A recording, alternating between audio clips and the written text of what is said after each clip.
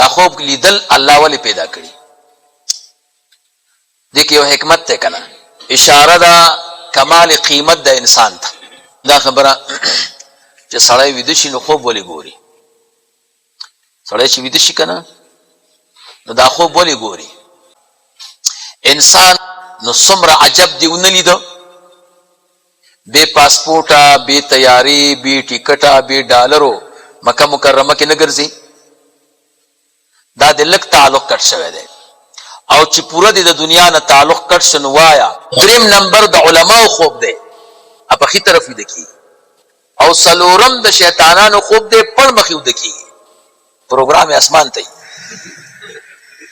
دا شیطانو سره لوبې کوي، داسې موده کېږي. تاسو په دې نه یئ. څو خبرې شوې؟ 3 خبرې شوې. سلورم نمبر خوبونه چې سړی کوي نو په اعتبار د وختونو سره څو قسمه دي. درته مې ویلو 5 قسمه یادېږي درته. یو د سهار د مونځ نه بعد دې ته حیلوله وایي، سړی سپېره کېږي ورسره. شاه صاحب وایي سپی چې دا په 6 میاشتې پس بچي راوړي او سم ډېر پوهېږي، خو رمی نشته. او میږه چې دا کال پس بچی راوړي او رمی شته. او سپی څو کلاله یم نه وی ولې؟ وی سپی چې دا سپي دا د شپې ویښي او سار کې ویدی نو د برکت وخت نه تلی.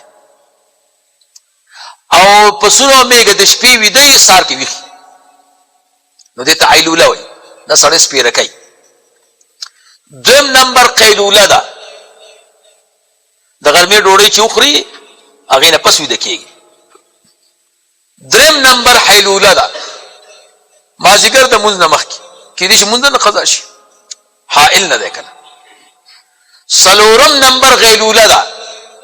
مازدیګر مونځ نه بعد سړی لیونی کوي. پنځم لیلوله ده د شپې خوب. څو خبرې شي؟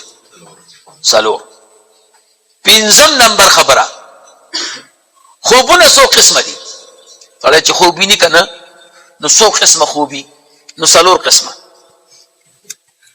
اول نمبر احداث احلام. احداث احلام دی پراګنده خوبونه ته وایي. ادغاث احلام. ادغاث احلام پراګنده خوبونه. پراګنده خوبونه هغه دي مولوي صاحب چې د دې تعلق چې دی د فکر سره. کم فکر کې چې ویده شي که نه نو بس خوب به ویني، هغه تعبیر نه لري. او د دې خوب تعلق وي د کسب سره. سړی چې په کوم کسب کې مصروف وي که نه نو چې ویده شي نو مخه به خوب کې ویني. او د دې خوب تعلق وي د خوراک سره.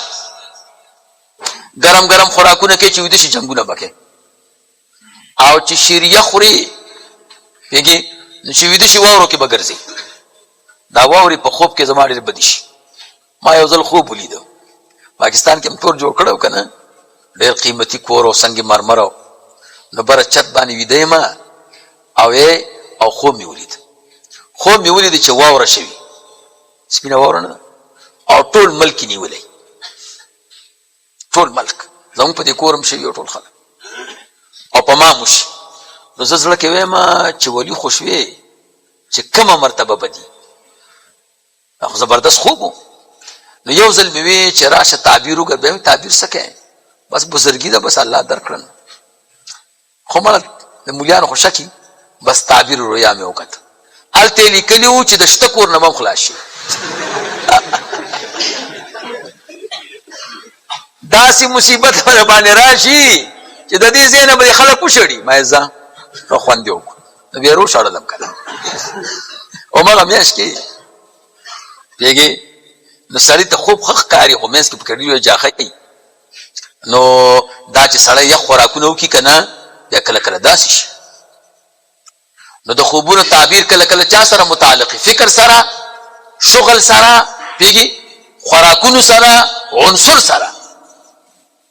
د چا په بدن کې ګرمي ډېره ده، دی به د ګرمۍ خوبونه ګوري.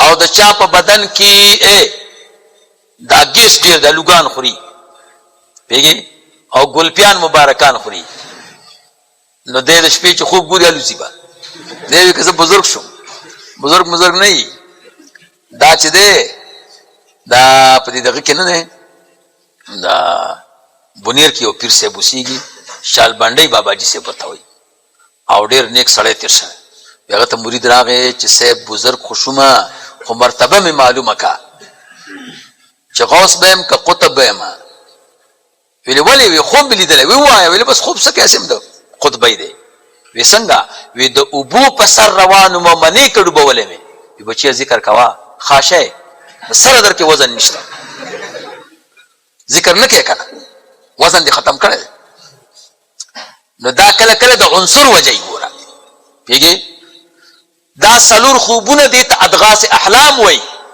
دا صحیح نه دي ګوره پوهېږې ډېره ډوډۍ وخوري حتی الحلقوم پوهېږې نو چې ویده شي نو ته به څه زبردست خوب وګورې پوهېږې نو یو سړی ویده شوی و په خوب کې څه په خوب کې ویده شوی و نو خوب ګوري نو په خوب کې اسمان ته ختلی دی چېرته اسمان ته ختلی دی او په اسمان کې دوه بوتلې دي او په هغې کې اوبه دي یو کې کم یو کې ډېرې نو چا نه تپوس کړی ملایکې نه چې دا څه شی دي وی دا یو بوتل ستا د قسمت او د نصیب دی او یو دی د ښځې دی نو ستا نصیب چې دی بېکاره دی لږې اوبه دي پکې او د دې نصیب ښه دی نو د داسې کار وکړو چا د ښځه چې کوم د هغې حصه بوتل و که نه په هغې کې بیا داسې ګوته ورینه نه کړه نو هغې سره به اوبه راووتې که نه نو په خپل بوتل کې بیا واچولې نو چې دوه درې ځلې دا کار وکړو نو ښځې یو ټنګ ته یې ویسته په دې مخ نو چې دی راویښ شو چې ولې دې ووالم وی کله زما خوله کې ګوته وی او کله خپل کې دا یې خدای غر که ته سړی ویل دا څه کې نو هر